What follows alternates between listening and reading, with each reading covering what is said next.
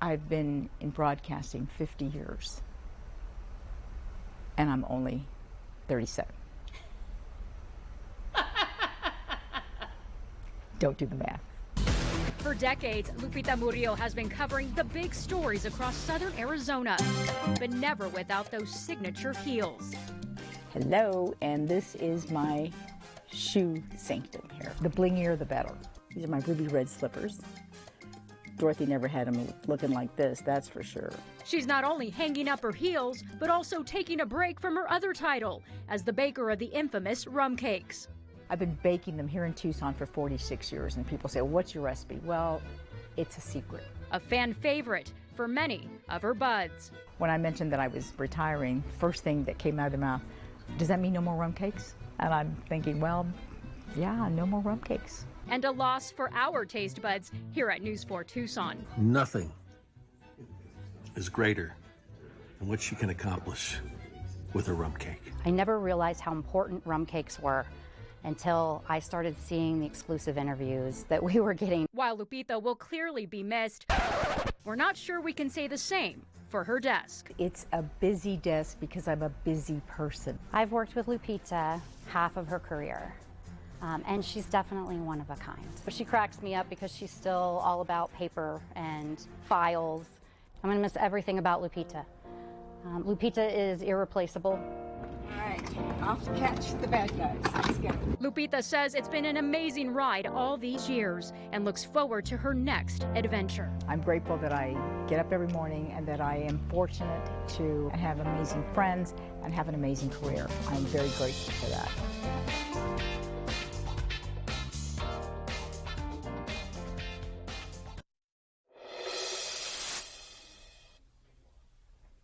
And what a run for Lupita. Lupita also tells me with her 46 years here at News 4 Tucson, she says she's probably baked close to 2,000 rum cakes, possibly even more. We're going to miss you, Lupita. Live in the newsroom, I'm Angelique Lizarde, News 4 Tucson. Let me be clear. The lifting of the Title 42 public health order does not mean our border is open. As Title 42 comes to an end, local shelters like Casas Alitas and other humanitarian organizations here in Tucson are preparing for an influx of migrants. There are challenges for these people when they cross, when they are accepted in this country.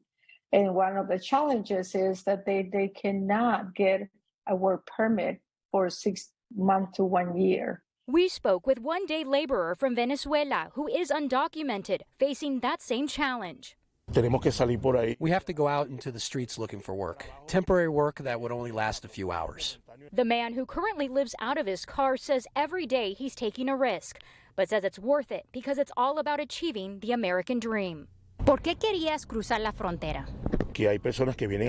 There are people that come here to do bad things, but then there are people like us that come here to work and provide for our families back in our country. While the journey has been challenging, he says there has been some help along the way. The Catholic churches, the Christian churches, they've all been good to those from Venezuela, and not just Venezuela, people from Ecuador, Haiti, Dominican Republic, and even Mexico. Senator J.D. Vance heavily criticizing the current administration here in Cochise County regarding immigration policies and keeping border communities safe. It is not hard to secure the southern border. You just have to re-implement some common sense policies. Vice presidential nominee J.D. Vance making a visit to the southern border in Cochise County, sharing his concerns regarding the current immigration policies under the Biden administration and what policies should be re-implemented. You've got to re-implement Remain in Mexico. You've got to stop catch and release. You've got to force the asylum seekers to stay in Mexico while their claims are being adjudicated. And you've got to finish this border wall. Vance also touching on the fentanyl crisis impacting our borders. When you take fentanyl, you don't wake up. It takes your life.